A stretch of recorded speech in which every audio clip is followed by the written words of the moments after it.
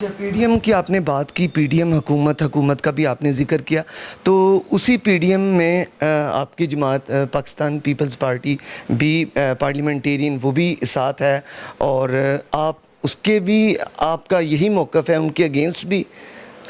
دیکھیں، آپ نے خود لفظ پارلیمنٹیرین کہہ دیا۔ پاکستان پیپلز پارٹی حکومت کا حصہ نہیں ہے، جس کا شہید بابا ذوالفقار علی بھٹو جس کے چیئرمین تھے، اور رانی شہید بے نظیر بھٹو یا نصرت بھٹو بھی کچھ عرصہ کے لیے کوئی چیئرمین نہیں، میں اس کا سیکرٹری جنرل رہا ہوں۔ اس کا جو ہے سمبل تلوار ہے، وہ اس حکومت کا حصہ نہیں ہے پاکستان پیپلز پارٹی۔ اب ٹھیک ہے، حکومت کے اپنی ترجیحات ہیں، حکومت جو ہے وہ تمام کچھ کر رہی ہے، لیکن آپ دیکھیں جو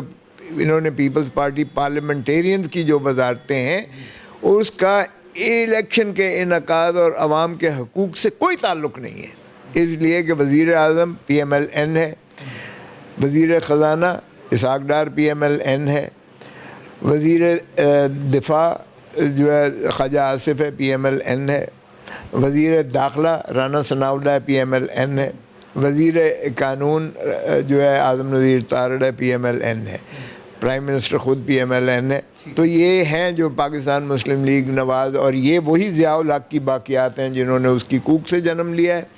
اور اسی کے یہ نقش قدم اور اسی کے جو ہے ایجنڈے پہ چل رہے ہیں، کیونکہ اس نے 90 دن کا الیکشن کہہ کے اس نے 11 سال الیکشن نہیں کروائے تھے، اور اس نے جو سپریم کورٹ کو جو اس نے حشر کیا تھا آپ کے سامنے، اور میاں نواز شریف کی حکومت نے 1997 میں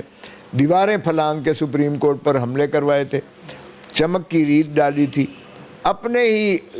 سپریم کورٹ کے ہاتھوں میں تقسیم کروا کے